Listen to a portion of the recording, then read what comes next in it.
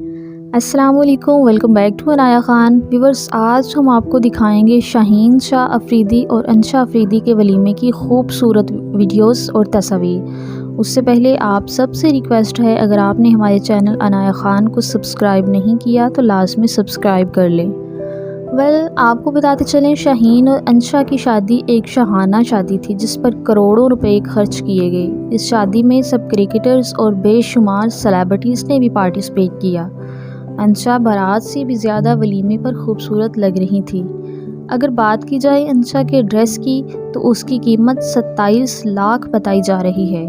Dress कैसा है आप स्क्रीन पर देख सकते हैं। इसके अलावा शाहीन शाह अफरीदी भी अंशा को पाकर बेहद खुश नज़र आ रहे हैं। वलीमे का ये ग्रैंड फंक्शन इस्लामाबाद होटल में किया गया।